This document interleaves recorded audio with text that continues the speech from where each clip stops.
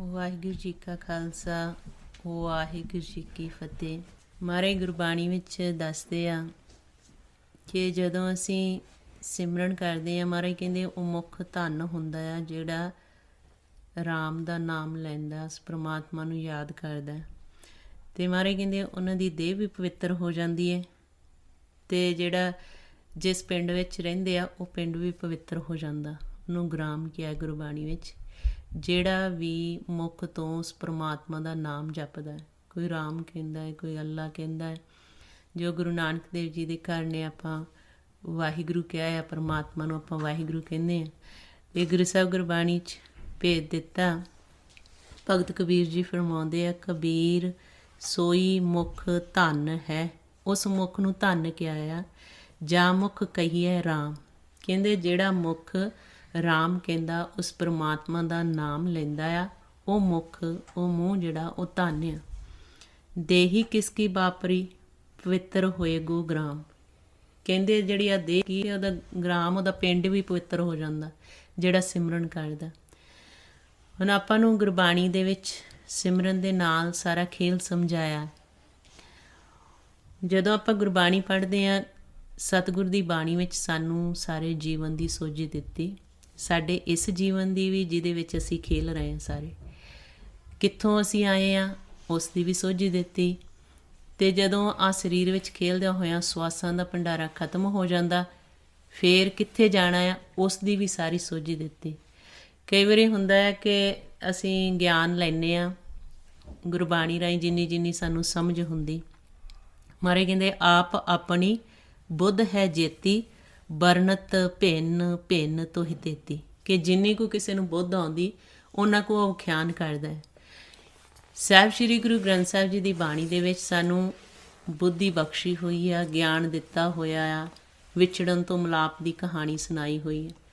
ਹੁਣ ਕਈ ਗਿਆਨ ਉਹਨਾਂ ਕੋਲ ਲੈ ਲੈਂਦੇ ਆ ਕਿ ਸਿਰਫ ਇੱਥੇ ਤੱਕ ਹੀ ਆ, ਸਾਨੂੰ ਮਾਨਸਜਾਮਾ ਮਿਲ ਗਿਆ, ਫਿਰ ਨਾ ਕੁਛ ਅੱਗੇ ਆ, ਨਾ ਹੀ ਸਾਨੂੰ ਪਿੱਛੇ ਦਾ ਹੁਣ ਪਤਾ ਆ ਕਿਸੇ ਨੂੰ, ਨਾ ਹੀ ਕੋਈ ਦੱਸਦਾ ਆ, ਨਾ ਹੀ ਅੱਗੇ ਕੀ ਆ ਹੋਣਾ। ਕਿਉਂਕਿ ਜਿਹੜਾ ਸੰਸਾਰ ਵਿੱਚ ਜੀਵ ਚਲਾ ਜਾਂਦਾ, ਬਾਕੀ ਕੋਲ ਬੈਠੇ ਹੁੰਦੇ, ਉਹਨਾਂ ਨੂੰ ਪਤਾ ਹੀ ਨਹੀਂ ਕਿ ਅੱਗੇ ਉਹਦੇ ਨਾਲ ਕੀ ਹੋ ਰਿਹਾ। ਸੋ ਉੱਥੋਂ ਦਾ ਨਹੀਂ ਗਿਆਨ ਹੁੰਦਾ, ਉਹ ਸਿਰਫ ਇੱਥੇ ਤੱਕ ਸੀਮਤ ਰਹਿ ਜਾਂਦੇ ਆ ਕਿ ਅੱਗਾ ਨਹੀਂ ਕਿਸੇ ਨੇ ਦੇਖਿਆ, ਅੱਗਾ ਹੈ ਹੀ ਨਹੀਂ, ਕੁਛ ਨਹੀਂ ਅੱਗੇ ਹੁੰਦਾ, ਕੋਈ ਸਜ਼ਾ ਨਹੀਂ ਮਿਲਦੀ। ਹੁਣ ਇੱਥੇ ਹੀ ਚੰਗੇ ਕੰਮ ਕਰੋ। ਹੁਣ ਇੱਥੋਂ ਤੱਕ ਗਿਆਨ ਲਿਆ, ਕਿਸੇ ਨੇ ਗਿਆਨ ਲੈ ਲਿਆ ਕਿ ਅੱਗੇ ਸਜ਼ਾ ਮਿਲਦੀ ਆ। ਕਿਵੇਂ ਮਿਲਦੀ ਆ? ਉਹ ਗਿਆਨ ਇੰਨਾ ਕੁ ਹੈਗਾ ਕਿ ਮਿਲਦੀ ਹੈ, ਪਰ ਕਿਵੇਂ ਮਿਲਦੀ, ਕੀ ਹੁੰਦਾ, ਉਸ ਦਾ ਭੇਦ ਨਹੀਂ। ਜਦੋਂ ਆਪਾਂ ਗੁਰਬਾਣੀ ਪੜ੍ਹਦੇ, ਗੁਰਬਾਣੀ 'ਚ ਸਾਡੇ ਹਰੇਕ ਸਵਾਲ ਦਾ ਜਵਾਬ ਸਾਨੂੰ ਦਿੱਤਾ ਹੋਇਆ ਕਿ ਸਾਡੇ ਮਨ ਦਾ ਜਨਮ ਕਿੱਥੋਂ ਹੋਇਆ, ਸਾਡੇ ਮਨ ਜਦੋਂ ਇਸ ਸਰੀਰ ਵਿੱਚ ਨਹੀਂ ਸੀ ਉਦੋਂ ਕਿੱਥੇ ਸੀ। ਪਿਛੋਕੜ ਦਾ ਦੱਸਿਆ ਕਿ ਪਿੱਛੇ ਜਦੋਂ ਅਸੀਂ ਅਜੇ ਇਸ ਸਰੀਰ ਵਿੱਚ ਨਹੀਂ ਆਏ ਸੀ, ਉਦੋਂ ਸਾਡਾ ਜਿਹੜਾ ਮਨ ਆ, ਜਿਹਦੇ ਕਰਕੇ ਅਸੀਂ ਬੋਲ ਰਹੇ ਹਾਂ, ਖੇਲ ਰਹੇ ਹਾਂ, ਮਨ ਦੀ ਸਾਰੀ ਖੇਲ ਆ, ਉਦੋਂ ਇਹ ਮਨ ਕਿੱਥੇ ਸੀ, ਉਦੋਂ ਵੀ ਸੋਝੀ ਦਿੱਤੀ ਆ ਗੁਰਬਾਣੀ 'ਚ। ਜਦੋਂ ਮਨ ਇਸ ਸਰੀਰ ਵਿੱਚ ਪ੍ਰਵੇਸ਼ ਹੋ ਗਿਆ, ਫਿਰ ਇਸ ਸਰੀਰ ਵਿੱਚ ਪ੍ਰਵੇਸ਼ ਹੋ ਕੇ ਜਿਹੜਾ ਮਨ ਸਾਡਾ ਖੇਲਦਾ, ਇੱਥੋਂ ਦਾ ਗਿਆਨ ਦਿੱਤਾ, ਜੀਵਨ ਦੀ ਕਹਾਣੀ ਸਮਝਾਈ ਕਿ ਇੱਥੇ ਮਨ ਆ ਕੇ ਕਿਵੇਂ ਧਾਤ ਦੇ ਰਸਤੇ 'ਤੇ ਚੱਲਦਾ, ਉਹਨੂੰ ਮਨਮੁਖ ਕਿਹਾ ਆ। ਜਿਹੜਾ ਮਨ ਗੁਰੂ ਦੀ ਮੱਤ ਲੈ ਕੇ ਇਸ ਖੇਲ ਨੂੰ ਸਮਝ ਲੈਂਦਾ, ਲਿਵ ਦੇ ਰਸਤੇ 'ਤੇ ਚੱਲਦਾ, ਉਹਨੂੰ ਗੁਰਮੁਖ ਕਿਹਾ ਆ। ਮਨਮੁਖ ਕਿਵੇਂ ਕਰਮ ਨਾਲ ਹੀ ਬੱਝਾ ਹੋਇਆ ਪਰਮਾਤਮਾ ਦੇ ਨਾਮ ਨੂੰ ਭੁੱਲ ਜਾਂਦਾ, ਫਿਰ ਕਿਵੇਂ ਜੂਨਾਂ ਦੇ ਵਿੱਚ ਜਾਂਦਾ, ਕਿਵੇਂ ਦਰਗਾਹ ਦੇ ਵਿੱਚ ਸਜ਼ਾ ਮਿਲਦੀ, ਉਹ ਸਾਰਾ ਗਿਆਨ ਸਾਨੂੰ ਗੁਰਬਾਣੀ 'ਚ ਦਿੱਤਾ। ਫਿਰ ਜਿਹੜੇ ਗੁਰਮੁਖ ਆ, ਗੁਰਮੁਖ ਕਿਵੇਂ ਮਨ ਦੀ ਖੋਜ ਕਰ ਲੈਂਦੇ ਆ, ਪਰਮਾਤਮਾ ਨਾਲ ਇੱਕਮਿਕ ਹੋ ਜਾਂਦੇ ਆ, ਉਹ ਫਿਰ ਸਾਨੂੰ ਕਹਾਣੀ ਸੁਣਾਉਂਦੇ ਆ। ਜਿਨ੍ਹਾਂ ਨੇ ਦੇਖਿਆ, ਜਿਨ੍ਹਾਂ ਨੇ ਸੁਣਿਆ ਮਾਲਕ ਨੂੰ, ਜਿਨ੍ਹਾਂ ਨੇ ਸਾਰੀ ਖੇਲ ਨੂੰ ਜਿੱਤਿਆ, ਫਿਰ ਖੇਲ ਨੂੰ ਜਿੱਤ ਕੇ ਜਿਨ੍ਹਾਂ ਦੇ ਮਨ ਜਾਗੇ, ਜਾਗ ਕੇ ਉਹਨਾਂ ਨੇ ਅੱਗੇ ਦਾ ਵੀ ਦੇਖਿਆ ਕਿ ਅੱਗੇ ਕੀ ਹੁੰਦਾ, ਉਹਨਾਂ ਨੇ ਫਿਰ ਸਾਨੂੰ ਗਿਆਨ ਦਿੱਤਾ ਗੁਰਬਾਣੀ ਰਾਹੀਂ। ਇਹਨੂੰ ਅਕਥ ਕਹਾਣੀ ਕਹਿੰਦੇ, ਵਿਛੜਨ ਤੋਂ ਮਿਲਾਪ ਦਾ ਰਸਤਾ। ਸੋ ਜਿੰਨੀ ਕੁ ਕਿਸੇ ਦੀ ਬੁੱਧ ਹੁੰਦੀ, ਉਹਨਾਂ ਕੁ ਉਹ ਵਰਣਨ ਕਰ ਦਿੰਦਾ। ਇੱਦਾਂ ਹੀ ਜਿਹੜਾ ਮਨ ਜਿੱਤ ਜਾਂਦਾ ਇਸ ਖੇਲ ਨੂੰ, ਉਸ ਅਵਸਥਾ 'ਤੇ ਪਹੁੰਚ ਜਾਂਦਾ, ਫਿਰ ਸਾਨੂੰ ਉਹ ਕਹਾਣੀ ਸੁਣਾਉਂਦੇ ਆ। ਮਹਾਰਾਜ ਕਹਿੰਦੇ ਗੁਰਮੁਖ ਹੋਵੇ ਮਨ ਖੋਜ ਸੁਣਾਏ। ਜਿਹੜਾ ਗੁਰਮੁਖ ਆਪਣੇ ਮਨ ਨੂੰ ਦੇਖ ਲੈਂਦਾ, ਖੋਜ ਲੈਂਦਾ, ਫਿਰ ਉਹ ਸਾਨੂੰ ਫਿਰ ਸੁਣਾਉਂਦੇ ਆ ਸਾਰੀ ਕਹਾਣੀ, ਪਿੱਛੇ ਦੀ ਵੀ, ਇਸ ਪ੍ਰੈਜ਼ੈਂਟ ਦੇ ਵਿੱਚ ਜਿਹਦੇ 'ਚ ਅਸੀਂ ਵਿਚਰ ਰਹੇ ਹਾਂ, ਅਤੇ ਅੱਗੇ ਦੀ ਵੀ। ਮਹਾਰਾਜ ਨੇ ਆਪਾਂ ਨੂੰ ਗੁਰਬਾਣੀ 'ਚ ਸਮਝਾਇਆ ਆ। ਮਹਾਰਾਜ ਕਹਿੰਦੇ ਅੱਗੇ ਕਿਆ ਜਾਣਾ ਨਾਹੀਂ, ਮੈਂ ਭੁੱਲੇ ਤੂੰ ਸਮਝਾਏ, ਕਿ ਅਸੀਂ ਜਿਹੜੇ ਭੁੱਲ ਗਏ ਹਾਂ ਕਿ ਅੱਗੇ ਕੀ ਆ, ਭੁੱਲਿਆ ਹੋਇਆਂ ਨੂੰ ਫਿਰ ਗੁਰਬਾਣੀ ਵਿੱਚ ਦੱਸਿਆ ਜਾਂਦਾ ਆ ਕਿ ਅੱਗੇ ਕੀ ਆ। ਪਹਿਲਾਂ ਤਾਂ ਅਸੀਂ ਇਸ ਜੀਵਨ ਨੂੰ ਸੁਧਾਰਨਾ ਜਿਹਦੇ ਵਿੱਚ ਅਸੀਂ ਵਿਚਰ ਰਹੇ ਹਾਂ। ਜਿਸ ਜੀਵਨ ਦੇ ਵਿੱਚ ਸਾਨੂੰ ਮਾਨਸਜਾਮਾ ਦਿੱਤਾ ਮਹਾਰਾਜ ਨੇ, ਆ ਮਾਣਿਆ ਜਿਹਦੇ ਕਰਕੇ ਅਸੀਂ ਬੋਲ ਰਹੇ ਹਾਂ, ਖੇਲ ਰਹੇ ਹਾਂ, ਸਵਾਸਾਂ ਦਾ ਧਨ ਹੈ ਸਾਡੇ ਕੋਲ, ਇਹਦੇ ਨਾਲ ਸਾਰਾ ਖੇਲ ਸ਼ੁਰੂ ਹੁੰਦਾ। ਅਤੇ ਮਹਾਰਾਜ ਗੁਰਬਾਣੀ ਵਿੱਚ ਭੇਦ ਦਿੱਤਾ, ਕਹਿੰਦੇ ਅੱਗੇ ਕਿਆ ਜਾਣਾ ਨਾਹੀਂ ਮੈਂ ਭੁੱਲੇ ਤੂੰ ਸਮਝਾਏ, ਭੁੱਲੇ ਮਾਰਗ ਜੋ ਦੱਸੇ ਤਿਸ ਕੈ ਲਾਗੋ ਪਾਏ। ਹੁਣ ਕਹਿੰਦੇ ਜਿਹੜਾ ਭੁੱਲਿਆਂ ਨੂੰ ਸਾਨੂੰ ਰਸਤਾ ਦੱਸਦੇ ਅਸੀਂ ਉਹਦੇ ਪੈਰ ਹੀ ਪੈਂਦੇ ਹਾਂ। ਅਤੇ ਭੁੱਲਿਆਂ ਸਾਨੂੰ ਰਸਤਾ ਕੌਣ ਦੱਸ ਰਿਹਾ? ਸਾਹਿਬ ਸ਼੍ਰੀ ਗੁਰੂ ਗ੍ਰੰਥ ਸਾਹਿਬ ਜੀ ਦੀ ਬਾਣੀ, ਜਿਹਨੂੰ ਮਹਾਰਾਜ ਕਹਿੰਦੇ ਭੁੱਲੇ ਮਾਰਗ ਜਿਹਨੇ ਬਤਾਇਆ ਐਸਾ ਗੁਰ ਵਡਭਾਗੀ ਪਾਇਆ। ਕਿ ਭੁੱਲਿਆਂ ਨੂੰ ਹੁਣ ਅਸੀਂ ਭੁੱਲ ਗਏ ਹਾਂ। ਮਹਾਰਾਜ ਕਹਿੰਦੇ ਮਨ ਭੁੱਲੋ ਮਾਇਆ ਕਰ ਜਾਏ। ਹੁਣ ਜਿਹੜਾ ਮਨ ਭੁੱਲ ਗਿਆ ਉਹਨੇ ਸਾਰੀ ਚੀਜ਼ਾਂ ਨਕਾਰਨੀ ਹੈ, ਕਿਉਂਕਿ ਦ੍ਰਿਸ਼ਟ ਮਨ ਤੱਕ ਅਸੀਂ ਸੀਮਤ ਰਹਿ ਗਏ, ਸਾਨੂੰ ਸਾਰਾ ਕੁਛ ਦਿਖਾਈ ਦਿੰਦਾ। ਉਹ ਦ੍ਰਿਸ਼ਟ ਮਨ ਦੀ ਸਾਨੂੰ ਸਾਰਿਆਂ ਨੂੰ ਸੋਝੀ ਆ, ਅਦ੍ਰਿਸ਼ਟ ਸੁਖਮ ਦਾ ਸਾਨੂੰ ਕੋਈ ਗਿਆਨ ਨਹੀਂ। ਜਿਹੜੇ ਮਨ ਜਾਗ ਜਾਂਦੇ ਆ ਉਹ ਸਾਰਾ ਖੇਲ ਦੇਖ ਲੈਂਦੇ ਆ ਕਿ ਇਹ ਸੰਸਾਰ 'ਚ ਕਿਵੇਂ ਖੇਲ ਚੱਲ ਰਿਹਾ ਹੈ ਅਤੇ ਕਿਵੇਂ ਫਿਰ ਸੰਸਾਰ ਤੋਂ ਅਸੀਂ ਜਾਣੇ ਉੱਥੇ ਕੀ ਖੇਲ ਹੁੰਦਾ ਹੈ। ਜਿਹਨੂੰ ਨੂੰ ਮਾਰੇ ਕਹਿੰਦੇ ਭੁੱਲੇ ਮਾਰਗ ਜਿਹਨੇ ਬਤਾਇਆ ਐਸਾ ਗੁਰ ਵਡਭਾਗੀ ਪਾਇਆ।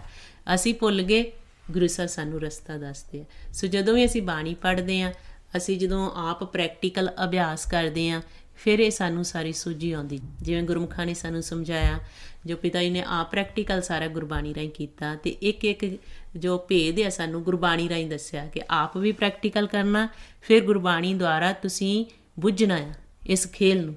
ਅਤੇ ਜਦੋਂ ਫਿਰ ਬੁੱਝੋਗੇ, ਫਿਰ ਜਦੋਂ ਆਪਣੇ ਜੀਵਨ ਦੇ ਵਿੱਚ ਇਹਨੂੰ ਢਾਲੋਗੇ, ਫਿਰ ਸਾਨੂੰ ਗਿਆਨ ਆਉਂਦਾ ਜਾਂਦਾ। ਸੋ ਗੁਰੂ ਸਾਹਿਬ ਨੇ ਆਪਾਂ ਨੂੰ ਗੁਰਬਾਣੀ 'ਚ ਮਨ ਦਾ ਭੇਦ ਦਿੱਤਾ। ਕਹਿੰਦੇ ਜਿਹੜਾ ਮਨ ਦਾ ਜਨਮ ਇੱਕ ਵਾਰ ਹੀ ਹੁੰਦਾ। ਜਦੋਂ ਮਾਲਕ ਖੇਲ ਰਚਦੇ ਆ, ਮਨ ਸਾਡੇ ਨੂੰ ਇੱਥੇ ਭੇਜਦੇ ਆ, ਇਹਦਾ ਇੱਕ ਵਾਰੀ ਜਨਮ ਕਰਾ ਦਿੰਦੇ। ਮਨ ਦਾ ਜਨਮ ਇੱਕ ਵਾਰ ਹੁੰਦਾ।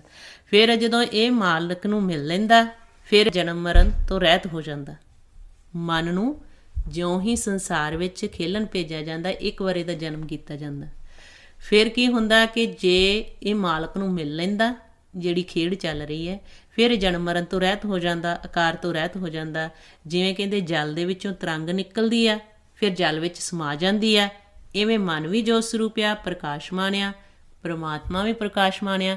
ਫਿਰ ਜਿਹੜਾ ਮਨ ਆ ਗੁਰੂ ਦੀ ਮੱਤ ਲੈ ਕੇ ਜਦੋਂ ਇਸ ਖੇਲ ਨੂੰ ਸਮਝ ਕੇ ਸੱਚ ਨਾਲ ਮਿਲ ਲੈਂਦਾ, ਫਿਰ ਇੱਕ ਰੂਪ ਹੋ ਜਾਂਦਾ। ਜਿਹਨੂੰ ਮਾਰੇ ਕਹਿੰਦੇ ਜਲ ਤਰੰਗ ਜਿਉਂ ਜਲਹਿ ਸਮਾਇਆ, ਤਿਉਂ ਜੋਤੀ ਸੰਗ ਜੋਤ ਮਲਾਇਆ। ਇਹ ਸੂਖਮ ਖੇਲ ਹੈ, ਬੜੇ ਧਿਆਨ ਨਾਲ ਸੁਣਨਾ ਹੈ ਤਾਂ ਜੋ ਸਾਡੇ ਅੰਦਰ ਵੱਸਦਾ ਜਾਵੇ। ਗੁਰੂ ਸਾਹਿਬ ਨੇ ਆਪਾਂ ਨੂੰ ਸਮਝਾਇਆ ਕਿ ਮਨ ਦਾ ਜਦੋਂ ਜਨਮ ਕੀਤਾ ਗਿਆ, ਇਹ ਮਨ ਨੂੰ ਸਾਰਾ ਕੁਛ ਖੇਲ ਸਮਝਾਇਆ ਗਿਆ, ਜਿਹੜਾ ਅਸੀਂ ਇੱਥੇ ਆ ਕੇ ਭੁੱਲ ਜਾਂਦੇ ਹਾਂ। ਫਿਰ ਜਦੋਂ ਗੁਰੂ ਦੀ ਸ਼ਰਨ ਵਿੱਚ ਜਾਂਦੇ ਹਾਂ, ਗੁਰੂ ਦੁਆਰਾ ਮੱਤ ਸਾਨੂੰ ਇਹ ਦਿੱਤੀ ਜਾਂਦੀ ਖੇਲ ਦੀ।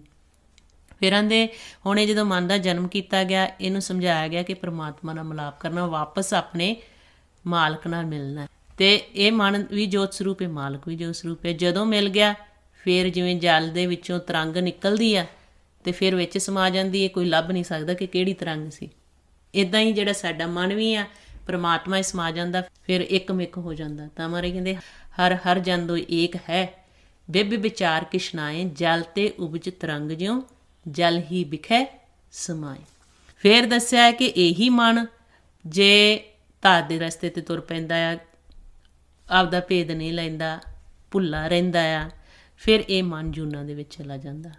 ਇਹ ਮਨ ਉਹੀ ਆ, ਇਹਦੇ 'ਤੇ ਵਾਰ-ਵਾਰ ਆਕਾਰ ਬਦਲੇ ਜਾਂਦੇ ਆ।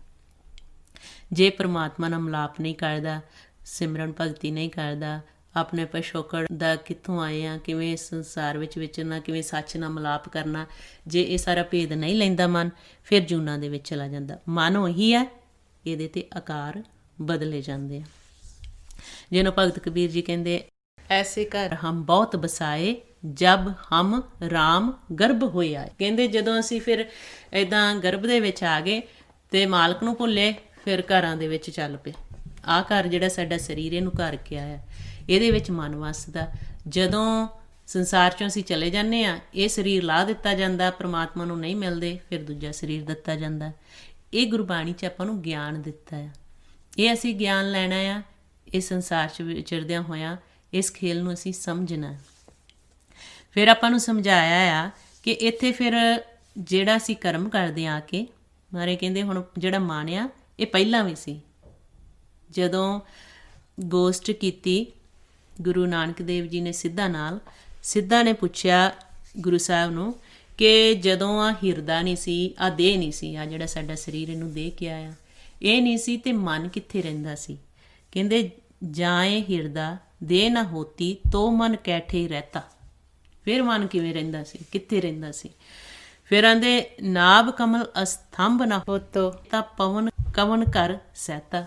ਜਿਹੜੇ ਨਾਭੀ ਤੇ ਸਾਡੇ ਸਵਾਸਾਂ ਦੀ ਗੰਢ ਬੰਨੀ ਹੋਈ ਆ, ਪੌਣ ਦੀ ਗੰਢ ਬੰਨੀ ਹੋਈ ਆ, ਕਹਿੰਦੇ ਜਦੋਂ ਫਿਰ ਇਹ ਨਾਭੀ ਨਹੀਂ ਸੀ, ਫਿਰ ਪਵਨ ਕਿੱਥੇ ਸੀ? ਹੁਣ ਮਨ ਦੀ ਤੇ ਜਿਹੜੇ ਸਾਨੂੰ ਸਾਹ ਆ ਰਹੇ ਆ, ਪੌਣ ਆ ਰਹੇ, ਇਸ ਦੀ ਗੱਲ ਮਾਰੇ ਸਾਨੂੰ ਸਮਝਾ ਰਹੇ ਆ। ਫਿਰ ਗੁਰੂ ਸਾਹਿਬ ਨੇ ਅੱਗੇ ਦੱਸਿਆ ਆ ਕਿ ਜਦੋਂ ਹਿਰਦਾ ਤੇ ਦੇਹ ਨਹੀਂ ਹੁੰਦੀ ਸੀ ਤੇ ਮਨ ਕਿੱਥੇ ਰਹਿੰਦਾ ਸੀ? ਸਾਡਾ ਸਵਾਲ ਇਹ ਹੋ ਗਿਆ ਕਿ ਜਦੋਂ ਅਸੀਂ ਸੰਸਾਰ ਵਿੱਚ ਆਏ ਨਹੀਂ ਸੀ ਤੇ ਪਹਿਲਾਂ ਕੀ ਸੀ, ਕਿੱਥੇ ਸੀ ਅਸੀਂ? ਤੇ ਗੁਰੂ ਸਾਹਿਬ ਨੇ ਆਪਾਂ ਨੂੰ ਦੱਸਿਆ ਕਿ ਮਨ ਦਾ ਜਨਮ ਕੀਤਾ ਜਾਂਦਾ ਤੇ ਜੇ ਮਾਲਕ ਨਾ ਮਿਲ ਗਏ ਫਿਰ ਨਹੀਂ ਇਹਦਾ ਆਉਣਾ ਜਾਣਾ ਹੁੰਦਾ, ਨਹੀਂ ਤਾਂ ਇਹਦਾ ਵਾਰ-ਵਾਰ ਆਉਣਾ ਜਾਣਾ ਹੁੰਦਾ।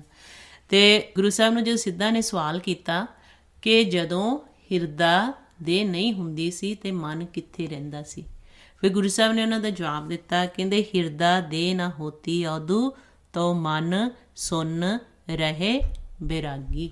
ਕਿ ਮਨ ਜਿਹੜਾ ਸੀ ਸੁੰਨ ਦੇ ਵਿੱਚ ਸੀ ਜਦੋਂ ਹਿਰਦਾ ਦੇਹ ਅਜੇ ਆਪ ਬਣੀ ਨਹੀਂ ਸੀ। ਫਿਰ ਕਹਿੰਦੇ ਜਦੋਂ ਨਾਭੀ ਨਹੀਂ ਸੀ, ਅਸਥੰਭ ਨਹੀਂ ਸੀ, ਆ ਬਣਿਆ ਦੇਹ ਨਹੀਂ ਬਣੀ ਸੀ, ਨਾਭੀ ਨਹੀਂ ਬਣੀ ਸੀ, ਤਾਂ ਪਵਨ ਵੀ ਨਿਜ ਘਰ ਵਿੱਚ ਇਹਦਾ ਵਾਸਾ ਸੀ। ਕਹਿੰਦੇ ਨਾਭ ਕਮਲ ਅਸਥੰਭ ਨਾ ਹੋਤੋ ਤਾਂ ਨਿਜ ਘਰ ਬਸਤੋ ਪਵਨ ਅਨਰਾਗੀ। ਹੁਣ ਜਦੋਂ ਫਿਰ ਆਪਾਂ ਗੁਰਬਾਣੀ ਵਿੱਚ ਖੋਜ ਕਰਦੇ ਹਾਂ, ਫਿਰ ਗੁਰਬਾਣੀ 'ਚ ਦੱਸਿਆ ਕਿ ਜਿਹੜਾ ਮਨ ਆ ਇਹਦਾ ਜਨਮ ਕਿੱਥੋਂ ਹੋਇਆ? ਇਹ ਸੁੰਨ ਦੇ ਵਿੱਚ ਸੀ, ਇਹਦਾ ਸੁੰਨ ਦੇ ਵਿੱਚੋਂ ਹੀ ਜਨਮ ਕੀਤਾ ਗਿਆ। ਪੰਚ ਤਤ ਸੁੰਨੋ ਪ੍ਰਗਾਸਾ ਦੇ ਸੰਜੋਗੀ ਕਰਮ ਅਭਿਆਸਾ। ਕਿ ਜਿਹੜਾ ਸਾਡੇ ਮਨ ਦਾ ਜਨਮ ਹੋਇਆ ਹੈ ਪੰਜਾਂ ਤੱਤਾਂ ਤੋਂ ਹੋਇਆ, ਇਹ ਮਨ ਕਰਮਾ, ਇਹ ਮਨ ਧਰਮਾ, ਇਹ ਮਨ ਪੰਚ ਤੱਤ ਤੇ ਜਨਮ। ਫਿਰ ਕਹਿੰਦੇ ਇਹੀ ਮਨ, ਇਹ ਜਿਹੜੇ ਮਨ ਦੇ ਪੰਜ ਤੱਤ ਆ, ਇਹ ਸੁੰਨ ਦੇ ਵਿੱਚੋਂ ਪ੍ਰਗਟ ਹੋਏ ਪ੍ਰਕਾਸ਼ ਰੂਪ। ਕਹਿੰਦੇ ਪੰਚ ਤੱਤ ਸੁਨੋ ਪ੍ਰਗਾਸਾ ਦੇ ਸੰਜੋਗੀ ਕਰਮ ਅਭਿਆਸਾ। ਕਿ ਦੇਹ ਨਾਲ ਇਹ ਪੰਜ ਤੱਤ ਮਨ ਦੇ ਜੋੜ ਦਿੱਤੇ ਗਏ, ਮਨ ਨੂੰ ਪ੍ਰਗਟ ਕਰਕੇ ਇਸ ਦੇਹ ਵਿੱਚ ਜੋੜ ਦਿੱਤਾ ਗਿਆ। ਹੁਣ ਸਾਡਾ ਸਵਾਲ ਇਹ ਆਇਆ ਕਿ ਮਨ ਪਹਿਲਾਂ ਕਿੱਥੇ ਸੀ? ਗੁਰੂ ਸਾਹਿਬ ਨੇ ਫਿਰ ਉਹ ਜਵਾਬ ਦਿੱਤਾ ਜੋ ਸਿੱਧਾ ਨੇ ਪੁੱਛਿਆ ਸੀ ਕਿ ਸਾਡਾ ਮਨ ਇਸ ਤੋਂ ਪਹਿਲਾਂ ਸੁੰਨ ਦੇ ਵਿੱਚ ਸੀ। ਜਦੋਂ ਇਹ ਖੇਲ ਸ਼ੁਰੂ ਹੋਇਆ, ਜਦੋਂ ਮਨ ਨੂੰ ਇੱਥੇ ਖੇਡਣ ਭੇਜਿਆ ਗਿਆ, ਸੁੰਨ ਦੇ ਵਿੱਚ ਵਸਦਾ ਸੀ। ਫਿਰ ਜਿਹੜੀ ਸਾਨੂੰ ਪੌਣ ਦਿੱਤੀ ਜਾ ਰਹੀ ਆ, ਜਿਹੜੇ ਸਾਨੂੰ ਸਵਾਸ ਦਿੱਤੇ ਜਾ ਰਹੇ ਆ, ਇਹ ਵੀ ਨਿਜ ਘਰ ਵਿੱਚ ਸੀ। ਤੇ ਜਦੋਂ ਫਿਰ ਆਪਾਂ ਗੁਰਬਾਣੀ 'ਚ ਪੜ੍ਹਦੇ ਹਾਂ, ਪ੍ਰਮਾਤਮਾ ਨੂੰ ਸੁੰਨ ਵੀ ਕਿਹਾ ਹੈ। ਤੇ ਮਹਾਰਾਜ ਕਹਿੰਦੇ ਆ ਪਵਨ ਕਾ ਵਾਸਾ ਸੁੰਨ ਨਿਵਾਸਾ ਅਕਲ ਕਲਾਤਰ ਸੋਈ। ਹੁਣ ਪੌਣ ਹੀ ਸੁੰਨ ਦੇ ਵਿੱਚ ਸੀ ਤੇ ਉੱਥੋਂ ਹੀ ਸਾਨੂੰ ਫਿਰ ਪੌਣ ਆ ਰਹੀ ਹੈ। ਇਹ ਮਹਾਰਾਜ ਨੇ ਆਪਾਂ ਨੂੰ ਫਿਰ ਖੇਲ ਸਮਝਾਇਆ। ਫਿਰ ਜਿਵੇਂ ਹੁਣ ਕਈ ਕਹਿੰਦੇ ਜੂਨਾਂ ਨਹੀਂ ਹੁੰਦੀਆਂ, ਅੱਗੇ ਕੁਛ ਨਹੀਂ ਹੈਗਾ। ਫਿਰ ਗੁਰੂ ਸਾਹਿਬ ਨੇ ਗੁਰਬਾਣੀ 'ਚ ਸਾਨੂੰ ਸਾਰਾ ਖੇਲ ਸਮਝਾਇਆ ਕਿ ਇਹ ਜਿਹੜਾ ਸਾਨੂੰ ਸਵਾਸ ਦਿੱਤੇ ਜਾਂਦੇ ਆ ਮਾਨਸਜਾਮਾ ਦੇ ਕੇ, ਇਹਦੇ ਵਿੱਚ ਜਿਹੜਾ ਮਨ ਆ ਉਹਦਾ ਸਾਰਾ ਖੇਲ ਹੈ। ਜਿਹੜੇ ਸਾਨੂੰ ਸਵਾਸ ਦਿੱਤੇ ਜਾਂਦੇ ਉਹਨਾਂ ਦਾ ਭੁਗਤਾਨ ਅੱਗੇ ਅਸੀਂ ਕਰਨਾ ਹੈ, ਉਹਨਾਂ ਦਾ ਸਾਨੂੰ ਫਿਰ ਅੱਗੇ ਹਿਸਾਬ ਕਿਤਾਬ ਦੇਣਾ ਪੈਂਦਾ। ਜਿਹੜੇ ਸਵਾਸ ਸਾਨੂੰ ਇੱਥੇ ਖੇਲਣ ਵਾਸਤੇ ਦਿੱਤੇ ਜਾਂਦੇ ਆ, ਮਹਾਰਾਜ ਨੇ ਆਪਾਂ ਨੂੰ ਫਿਰ ਗੁਰਬਾਣੀ ਸਮਝਾਇਆ ਆ ਕਿ ਜੇ ਉਹ ਸਵਾਸਾਂ ਦਾ ਅਸੀਂ ਲਾਹਾ ਨਹੀਂ ਖੱਟਦੇ, ਮਾਨਸਜਾਮੇ ਦਾ ਲਾਹਾ ਨਹੀਂ ਖੱਟਦੇ, ਫਿਰ ਜੂਨਾਂ ਦੇ ਵਿੱਚ ਆ। ਜਿਵੇਂ ਇਤਿਹਾਸ ਵਿੱਚ ਵੀ ਆਪਾਂ ਦੇਖਦੇ ਹਾਂ, ਗੁਰੂ ਗੋਬਿੰਦ ਸਿੰਘ ਜੀ ਮਹਾਰਾਜ ਨੇ ਮੂਲੇ ਖੱਤਰੀ ਨੂੰ ਖਰਗੋਸ਼ ਦੀ ਜੂਨ ਤੋਂ ਮੁਕਤ ਕੀਤਾ। ਹੁਣ ਮਨ ਉਹੀ ਸੀ, ਉਹਦੇ ਤੇ ਆਕਾਰ ਬਦਲਿਆ ਹੋਇਆ ਸੀ। ਜਦੋਂ 10ਵੇਂ ਪਾਤਸ਼ਾਹ ਨੇ ਦੇਖਿਆ ਕਿ ਉਹ, ਕਿਉਂਕਿ ਉਹ ਤਾਂ ਸਤਿਗੁਰੂ ਆਪ ਸੀ, ਉਹਨਾਂ ਨੇ ਮਨ ਦੀ ਪਹਿਚਾਣ ਅੰਦਰੋਂ ਕੀਤੀ। ਫਿਰ ਆਕਾਰ ਖਰਗੋਸ਼ ਦਾ ਸੀ, ਵਿੱਚੋਂ ਮਨ ਨੂੰ ਦੇਖਿਆ ਤੇ ਉਹਨਾਂ ਨੇ ਮੁਕਤ ਕਰ ਦਿੱਤਾ। ਇਹ ਤਾਂ ਮੂਲਾ ਖੱਤਰੀ ਹੈ। ਇੱਦਾਂ ਫਿਰ ਉਹ ਜੂਨ ਦਰ ਜੂਨ ਭਰਕ ਦੇ ਵਿੱਚ 10ਵੇਂ ਪਾਤਸ਼ਾਹ ਦੇ ਸ਼ਰਨ ਵਿੱਚ ਆ ਗਏ, ਦ੍ਰਿਸ਼ਟੀ 'ਚ ਆ ਗਏ ਤੇ ਉਹਨਾਂ ਨੇ ਉਹਨਾਂ ਨੂੰ ਮੁਕਤ ਕਰ ਦਿੱਤਾ। ਇੱਦਾਂ ਹੀ ਜਦੋਂ ਫਿਰ ਆਪਾਂ ਗੁਰਬਾਣੀ ਰਾਹੀਂ ਪੜ੍ਹਦੇ ਹਾਂ, ਉਹ ਕਹਿੰਦੇ ਕਿ ਇਹ ਫਿਰ ਜਦੋਂ ਮਨ ਸਵਾਸਾਂ ਦਾ ਭੰਡਾਰਾ ਕਰਮ ਦੇ ਵਿੱਚ ਹੀ ਬੱਝਾ ਖਤਮ ਕਰ ਦਿੰਦਾ, ਪੰਜਾਂ ਦੀ ਵਸ ਹੋ ਕੇ, ਫਿਰ ਪੰਜਾਂ ਦਾ ਖੇਲ ਦੱਸਿਆ, ਅਵਰ ਪੰਚ ਹਮ ਏਕ ਜਣਾ। ਕਿ ਜਿਹੜਾ ਮਨਮੁਖ ਆ ਉਹ ਫਿਰ ਕੀ ਕਰਦਾ ਆ, ਇਸ ਸੰਸਾਰ ਵਿੱਚ ਆਏ ਤਾਂ ਮਾਨਸਜਾਮੇ 'ਚ ਅਸੀਂ ਸਾਰੇ ਹੀ ਹਾਂ, ਲੇਕਿਨ ਮਨਮੁਖ ਉਹਨੂੰ ਕਿਹਾ ਜਿਹੜਾ ਧਾਤ ਦਾ ਰਸਤਾ ਅਖਤਿਆਰ ਕਰ ਲੈਂਦਾ, ਜਿਹੜਾ ਸਿਰਫ ਕਰਮ ਨਾਲ ਬੱਝ ਜਾਂਦਾ। ਮਹਾਰਾਜ ਕਹਿੰਦੇ ਕਿਰਤ ਨੇ ਜੁੜੀ ਆ, ਕਿਰਤ ਦੇ ਨਾਲ ਜੁੜ ਗਏ। ਕਿਰਤ ਨਾਲ ਅਸੀਂ ਸਾਰੇ ਜੁੜਦੇ ਜਿੰਨੇ ਵੀ ਸੰਸਾਰ 'ਚ ਜੀਵ ਆਏ, ਕਿਉਂਕਿ ਇੱਥੇ ਖੇਲ ਹੀ ਹੈ ਜਾਂ ਮਹਾਰਾਜ ਨੇ ਬਣਾਇਆ ਕਿ ਤਨ ਨੂੰ ਪਾਲਣਾ ਹੈ। ਤੇ ਜਿਉਂ ਹੀ ਮਨ ਫਿਰ ਕਿਰਤ ਨਾਲ ਜੁੜਦਾ ਹੈ, ਜਿਹੜਾ ਮਨ ਧਾਤ ਦਾ ਰਸਤਾ ਅਖਤਿਆਰ ਕਰ ਲੈਂਦਾ ਉਹਨੂੰ ਮਨਮੁਖ ਕਿਹਾ ਆ। ਤੇ ਮਹਾਰਾਜ ਕਹਿੰਦੇ ਮਨਮੁਖ ਭੁੱਖੇ ਦਹਿ ਦਿਸ ਡੋਲੇ ਬਿਨ ਨਾਵੇਂ ਦੁੱਖ ਪਾਈ। ਉਹ ਕਹਿੰਦੇ ਕਿ ਜਿਹੜਾ ਮਨ ਆ ਧਾਤ ਦੇ ਰਸਤੇ 'ਤੇ ਤੁਰਿਆ ਹੋਇਆ, ਧਾਤ ਦਾ ਰਸਤਾ ਤਮੋ ਗੁਣੀ, ਰੱਜੋ ਗੁਣ ਤੋਂ ਜਦੋਂ ਅਸੀਂ ਆਸ਼ਾ ਅਭਿਲਾਸ਼ਾ ਤ੍ਰਿਸ਼ਨਾਵਾਂ ਦੇ ਵਿੱਚ ਪੈ ਜਾਂਦੇ ਹਾਂ, ਤਮੋ ਗੁਣੀ ਕਾਮ ਕ੍ਰੋਧ ਲੋਭ ਮੋਹ ਹੰਕਾਰ ਦਾ ਸਾਥ ਲੈਂਦੇ ਹਾਂ। ਜਦੋਂ ਫਿਰ ਅਸੀਂ ਇਸ ਤ੍ਰੈ ਗੁਣਾਂ ਦੇ ਵਿੱਚ ਵਿਚਰਦਿਆਂ ਹੋਇਆਂ ਧਾਤ ਦਾ ਰਸਤਾ ਇਹਨੂੰ ਕਹਿੰਦੇ ਆ ਕਿ ਕਰਮ ਸਾਰਿਆਂ ਨੇ ਕਰਨਾ, ਅਰਥਚਾਰਾ ਸਾਰਿਆਂ ਨੇ ਲੈਣਾ, ਲੇਕਿਨ ਰਸਤਾ ਕਿਹੜਾ ਅਪਣਾਉਣੇ। ਇੱਥੇ ਮਾਰਗ ਆਪਾਂ ਨੂੰ ਦੱਸਿਆ, ਰਸਤਾ ਦੱਸਿਆ ਜਿਹੜਾ ਧਾਤ ਦਾ ਰਸਤਾ ਅਪਣਾ ਲੈਂਦਾ ਆ ਉਹਨੂੰ ਮਨਮੁਖ ਕਿਹਾ ਆ, ਅਤੇ ਉਹ ਡੋਲਦਾ ਰਹਿੰਦਾ। ਅਤੇ ਮਹਾਰਾਜ ਕਹਿੰਦੇ ਆ ਫਿਰ ਉਹਦੇ ਕੋਲ ਕੀ ਨਹੀਂ ਹੁੰਦਾ ਜਿਹਦੇ ਨਾਲ ਸੁੱਖ ਮਿਲਣਾ ਸੀ, ਨਾਮ। ਨਾਮ ਨੂੰ ਭੁੱਲ ਕੇ ਉਹ ਦੁੱਖ ਦੇ ਵਿੱਚ ਜਾਂਦਾ ਮਨ, ਉਹਨੂੰ ਮਨਮੁਖ ਕਿਹਾ। ਮਹਾਰਾਜ ਕਹਿੰਦੇ ਮਨਮੁਖ ਭੁੱਖੇ ਦਹਿ ਦਿਸ ਡੋਲੇ ਬਿਨ ਨਾਮੈ ਦੁੱਖ ਪਾਈ। ਨਾਮ ਤੋਂ ਬਿਨਾਂ ਫਿਰ ਦੁੱਖ ਮਿਲਿਆ। ਫਿਰ ਆਂਦੇ ਜਨਮ ਮਰੇ ਫਿਰ ਜੋਨੀ ਆਵੈ, ਕਿ ਜਿਹੜਾ ਜਨਮ ਮਿਲਿਆ ਸੀ ਇਹਦੇ ਵਿੱਚ ਮਰ ਗਿਆ, ਇੱਥੋਂ ਚਲਾ ਗਿਆ, ਫਿਰ ਜੋਨੀ ਆਵੇ, ਫਿਰ ਦੂਜਾ ਜਨਮ ਮਿਲ ਗਿਆ, ਜੋਨਾਂ ਦੇ ਵਿੱਚ ਚਲਾ ਗਿਆ। ਦਰਗੇ ਮਿਲੇ ਸਜਾਈ, ਕਹਿੰਦੇ ਫਿਰ ਦਰਗਾਹ ਦੇ ਵਿੱਚ ਸਜ਼ਾ ਵੀ ਮਿਲੀ। ਸਪਸ਼ਟ ਗੁਰੂ ਸਾਹਿਬ ਨੇ ਗੁਰਬਾਣੀ 'ਚ ਲਿਖਿਆ। ਹੁਣ ਦਰਗਾਹ ਕਿਹੜੀ ਆ? ਆਹ ਲੋਕ ਆ ਜਿੱਥੇ ਅਸੀਂ ਰਹਿੰਦੇ ਹਾਂ, ਅਤੇ ਜਿੱਥੋਂ ਅਸੀਂ ਸਾਰੇ ਆਏ ਉਹਨੂੰ ਦਰਗਾਹ ਕਿਹਾ ਹੈ। ਅਤੇ ਹੁਣ ਜਿੱਥੇ ਅਸੀਂ ਜਾਣਾ ਆ ਉਹ ਵੀ ਦਰਗਾਹ ਉਹਨੂੰ ਕਿਹਾ ਆ, ਕਿਉਂਕਿ ਜਿੱਥੋਂ ਵਾਪਸ ਅਸੀਂ ਫਿਰ ਮੁੜ ਕੇ ਜਾਣਾ ਹੈ। ਲੇਕਿਨ ਜੇ ਅਸੀਂ ਪਰਮਾਤਮਾ 'ਚ ਨਹੀਂ ਸਮਾਉਂਦੇ ਫਿਰ ਲੋਕ ਦੇ ਵਿੱਚ ਸਾਨੂੰ ਭੇਜਿਆ ਜਾਂਦਾ, ਖੇਲਣ ਵਾਸਤੇ ਫਿਰ ਭੇਜਿਆ ਜਾਂਦਾ ਵਾਰ-ਵਾਰ। ਫਿਰ ਮਹਾਰਾਜ ਕਹਿੰਦੇ ਮਨਮੁਖ ਹੰਕਾਰੀ ਫਿਰ ਜੋਨੀ ਭਵੈ, ਕਿ ਫਿਰ ਜੋਨਾਂ ਦੇ ਵਿੱਚ ਪੈਂਦਾ ਹੈ ਮਨ, ਆਕਾਰ ਇਹਦਾ ਬਦਲਿਆ ਜਾਂਦਾ। ਮਨ ਉਹੀ ਹੁੰਦਾ ਹੈ, ਉਹਨੂੰ ਹੀ ਸਜ਼ਾ ਮਿਲਦੀ ਹੈ। ਅਤੇ ਫਿਰ ਜਦੋਂ ਗੁਰਬਾਣੀ ਰਾਹੀਂ ਆਪਾਂ ਪੜ੍ਹਦੇ ਹਾਂ ਤਾਂ ਆਪਾਂ ਨੂੰ ਫਿਰ ਮਨਮੁਖ ਦਾ ਜੀਵਨ ਵੀ ਦੱਸਿਆ ਕਿ ਇਸ ਪ੍ਰੈਜੈਂਟ ਸਮੇਂ ਦੇ ਵਿੱਚ ਜਿਹੜਾ ਅਸੀਂ ਰਹਿ ਰਹੇ ਹਾਂ ਵਰਤਮਾਨ ਦੇ ਵਿੱਚ, ਇੱਥੇ ਅਸੀਂ ਕਿਵੇਂ ਵਿਚਰਨਾ, ਕਿਵੇਂ ਅਸੀਂ ਕਈ ਚੰਗੇ ਕੰਮ ਕਰਨੇ ਆ, ਕਿਵੇਂ ਅਸੀਂ ਜੀਵਨ ਦਾ ਲਾਹਾ ਖੱਟਣਾ ਹੈ। ਚੰਗੇ ਕੰਮਾਂ ਦੇ ਨਾਲ ਸਿਮਰਨ ਭਗਤੀ ਬਹੁਤ ਜ਼ਰੂਰੀ ਆ। ਜਿਹੜਾ ਅਸੀਂ ਚੰਗੇ ਕੰਮ ਕਰਦੇ ਹਾਂ ਇਹ ਤਾਂ ਕਰਨਾ ਹੀ ਆ, ਇਹਨੂੰ ਕਹਿੰਦੇ ਲਿਵ ਦਾ ਰਸਤਾ ਅਖਤਿਆਰ ਕਰਨਾ। ਅਤੇ ਉਹ ਫਿਰ ਗੁਰਮੁਖਾਂ ਦਾ ਜੀਵਨ ਦੱਸਿਆ ਕਿ ਜਿਹੜੇ ਗੁਰਮੁਖ ਆ ਉਹ ਆਪਣੇ ਮਨ ਦੀ ਖੋਜ ਕਰਦੇ, ਕਰਮ ਦੇ ਨਾਲ ਲਿਵ ਦਾ ਰਸਤਾ ਅਖਤਿਆਰ ਕਰਦੇ ਹੋਏ ਸਿਮਰਨ ਵੀ ਕਰਦੇ। ਉਠਤ ਬੈਠਤ ਹਰ ਹਰ ਧਿਆਈਏ ਅਣਦਿਨ ਸੋ ਕ੍ਰਿਤ ਕਰੀਏ, ਕਿ ਕੋਈ ਵੀ ਕਰਮਾਂ ਉੱਠਦਿਆਂ ਬੈਠਦਿਆਂ ਨਾਲ ਸਿਮਰਨ ਕਰਨਾ। ਕਿਉਂਕਿ ਮਹਾਰਾਜ ਗੁਰਬਾਣੀ 'ਚ ਦੱਸਦੇ ਆ ਕਿ ਅਸੀਂ ਆਏ ਹੀ ਇਸੇ ਵਾਸਤੇ ਹਾਂ, ਪਰਮਾਤਮਾ ਨੂੰ ਮਿਲਣ ਵਾਸਤੇ। ਪਰ ਜਿਹੜਾ ਸਾਨੂੰ ਕਰਮ ਨਾਲ ਬੰਨਿਆ ਉਹ ਕਰਮ ਵੀ ਕਰਨਾ ਜ਼ਰੂਰੀ ਹੈ, ਅਤੇ ਕਰਮ ਦੇ ਨਾਲ ਅਸੀਂ ਫਿਰ ਇਸ ਖੇਲ ਨੂੰ ਵੀ ਜਿੱਤਣਾ ਹੈ ਜੋ ਗੁਰਬਾਣੀ 'ਚ ਸਾਨੂੰ ਖੇਲ ਸਮਝਾਇਆ। ਇੱਦਾਂ ਹੀ ਮਹਾਰਾਜ ਗੁਰਬਾਣੀ 'ਚ ਦੱਸਦੇ ਆ ਕਿ ਗੁਰਮੁਖ ਲਾਹਾ ਲੈ ਗਏ ਮਨਮੁਖ ਚੱਲੇ ਮੂਲ ਗਵਾਏ ਜੀਓ।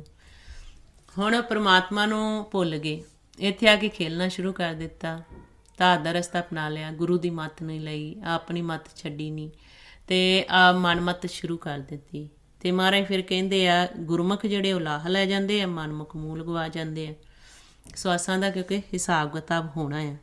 ਹੁਣ ਕਈ ਕਹਿੰਦੇ ਕੋਈ ਧਰਮ ਰਾਇਆ ਨਹੀਂ, ਕੋਈ ਜੰਮ ਨਹੀਂ ਹੈਗੇ, ਇਵੇਂ ਹੀ ਸਾਰਿਆਂ ਨੇ ਗੱਲਾਂ ਬਣਾਈਆਂ। ਗੁਰਬਾਣੀ ਦੇ ਵਿੱਚ ਸਪਸ਼ਟ ਸਾਨੂੰ ਸਾਰਿਆਂ ਦੇ ਬਾਰੇ ਭੇਦ ਦਿੱਤਾ ਕਿ ਜੇ ਮਨ ਦੀ ਗੱਲ ਕੀਤੀ, ਮਨ ਹੈਗਾ ਆ ਤਾਂ ਉਹਦੀ ਗੱਲ ਕੀਤੀ ਮਹਾਰਾਜ ਨੇ। ਫਿਰ ਸਵਾਸਾਂ ਦੇ ਪਾਉਣ ਦੀ ਗੱਲ ਕੀਤੀ, ਪਾਉਣ ਹੈਗਾ ਆ, ਸਵਾਸ ਹੈਗੇ ਆ, ਅਤੇ ਮਹਾਰਾਜ ਨੇ ਗੱਲ ਕੀਤੀ। ਫਿਰ ਜਿਹੜੇ ਜੂਨਾਂ ਦੇ ਬਾਰੇ ਗੱਲ ਕੀਤੀ, ਜੂਨਾਂ ਹੈਗੀਆਂ, ਅਤੇ ਮਹਾਰਾਜ ਨੇ ਗੱਲ ਕੀਤੀ ਆ ਭੂਤ ਆ, ਪ੍ਰੇਤ ਆ, ਮ੍ਰਿਗਾਜ ਆ, ਕਈ ਕਰੋੜ। ਹੁਣ ਮਾਨਸ ਜਾਮੇ ਅਸੀਂ ਕਈ ਕਰੋੜਾਂ ਦੇ ਵਿੱਚ ਆ, ਅਰਬਾਂ ਵਿੱਚ ਆ। ਇੱਦਾਂ ਹੀ ਮਹਾਰਾਜ ਨੇ ਉਹ ਜਿਹੜਾ ਜੀਵ ਹੈਗਾ ਉਹਦੀ ਗੱਲ ਕੀਤੀ। ਇਹ ਨਹੀਂ ਕਿ ਸਿਰਫ ਉੱਦਾਂ ਹੀ ਸਮਝਾਉਣ ਲਈ ਉੱਦਾਂ ਹੀ ਦੇ ਦਿੱਤੀਆਂ ਉਦਾਹਰਨਾਂ। ਇਹ ਗੁਰਬਾਣੀ 'ਚ ਸਾਨੂੰ ਸਪਸ਼ਟ ਸਮਝਾਇਆ ਆ। ਜਦੋਂ ਅਸੀਂ ਇੱਕ ਇੱਕ ਸ਼ਬਦ ਪੜ੍ਹਦੇ ਹਾਂ, ਜਦੋਂ ਅਸੀਂ ਗੁਰਬਾਣੀ ਦੁਆਰਾ ਸਹਿਜ ਵਿੱਚ ਵਿਚਾਰਦੇ ਹਾਂ, ਸਾਨੂੰ ਸਾਰਾ ਗਿਆਨ ਗੁਰੂ ਸਾਹਿਬ ਬਖਸ਼ਿਸ਼ ਕਰਦੇ ਆ। ਫਿਰ ਮਹਾਰਾਜ ਨੇ ਆਪਾਂ ਨੂੰ ਦੱਸਿਆ ਆ ਕਿ ਅਵਰ ਪੰਚ ਹਮ ਏਕ ਜਨਾ ਕਿਉਂ ਰੱਖੋ ਘਰ ਬਾਹਰ ਮਨਾ, ਕਿ 5 ਜਨਾਂ ਨਾਲ ਸਾਡਾ ਫਿਰ ਖੇਲ ਚੱਲਦਾ, ਕਾਮ ਕ੍ਰੋਧ ਲੋਭ ਹੰਕਾਰ ਨਾਲ। ਮਾਰੇ ਲੁੱਟੇ ਨੀਤ ਨੀਤ ਕੀ ਸਾਗੇ ਕਰੀ ਪੁਕਾਰ ਜਣਾ, ਕਹਿੰਦੇ ਕਿ ਰੋਜ਼ ਲੁੱਟਦੇ ਆ ਇਹ ਸਵਾਸਾਂ ਦਾ ਧਨ ਸਾਡੇ। ਫਿਰ ਆਂਦੇ ਕਿਹਦੇ ਕੋਲ ਪੁਕਾਰ ਕਰੀਏ? ਫਿਰ ਗੁਰੂ ਸਾਹਿਬ ਕਹਿੰਦੇ ਸ਼੍ਰੀ ਰਾਮ ਨਾਮਾ ਉਚਰ ਮਨਾ ਆਗੇ ਜੰਮ ਦਲ ਬਿਖਮ ਕਣਾ। ਫਿਰ ਅੱਗੇ ਦੀ ਗੱਲ ਕਰਤੀ ਗੁਰੂ ਸਾਹਿਬ ਨੇ, ਕਹਿੰਦੇ ਪਰਮਾਤਮਾ ਦਾ ਨਾਮ ਜਪੋ, ਨਹੀਂ ਤਾਂ ਅੱਗੇ ਕੀ ਆ? ਜੰਮ ਦਲ ਬਿਖਮ ਕਣਾ। ਫਿਰ ਮਹਾਰਾਜ ਕਹਿੰਦੇ ਉਹ ਜਿੱਥੇ ਜੰਮ ਦਲ ਦੇ ਉੱਥੇ ਕੋਈ ਪਰਿਵਾਰ ਦਾ ਮੈਂਬਰ ਨਹੀਂ ਜਾਂਦਾ, ਜਹ ਮਾਤ ਪਿਤਾ ਸੁਤ ਮੀਤ ਨ ਪਾਈ, ਮਨ ਊਹਾ ਨਾਮ ਤੇਰੇ ਸੰਗ ਸਹਾਈ। ਜਹ ਮਹਾ ਭਿਆਨ ਦੂਤ ਜਮ ਦਲੈ, ਤੈ ਕੇਵਲ ਨਾਮ ਸੰਗ ਤੇਰੇ ਚਲੈ। ਹੁਣ ਆਪਾਂ ਰੋਜ਼ ਪੜ੍ਹਦੇ, ਹੁਣ ਸੁਖਮਨੀ ਸਾਹਿਬ ਦਾ ਵੀ ਪਾਠ ਕਰਦੇ ਹਾਂ, ਗੁਰੂ ਸਾਹਿਬ ਨੇ ਸਪਸ਼ਟ ਜਮਾਂ ਦੀ ਗੱਲ ਕੀਤੀ ਆ।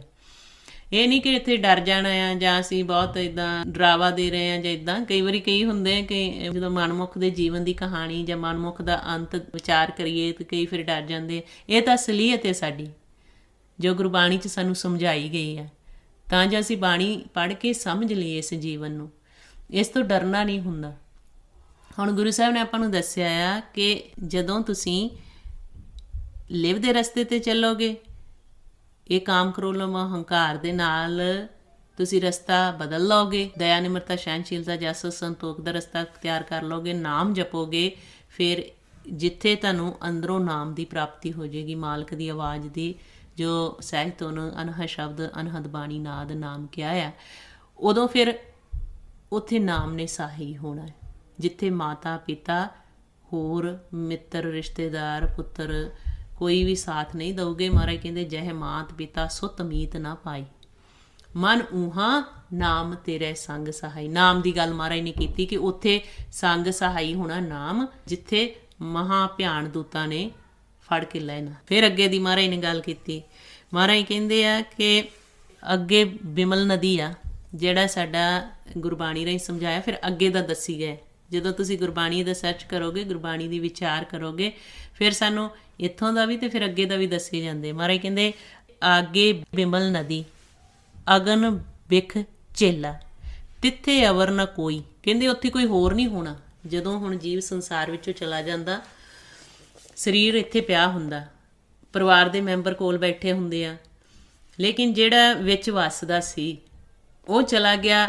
ਉਹ ਕਿੱਥੇ ਗਿਆ? ਹੁਣ ਜਿੰਨਾ ਚਿਰ ਪਰਿਵਾਰ ਦੇ ਮੈਂਬਰ ਜਾਗਦੇ ਨਹੀਂ, ਪਤਾ ਹੀ ਨਹੀਂ ਗਾ ਕਿ ਅੱਗੇ ਕੀ ਆ, ਬਸ ਇੱਥੇ ਤੱਕ ਹੀ ਸਮਝ ਲੈਣਾ ਕਿ ਸਾਡਾ ਸੰਜੋਗ ਸੀ, ਉਹ ਚਲਾ ਗਿਆ ਉੱਠ ਕੇ।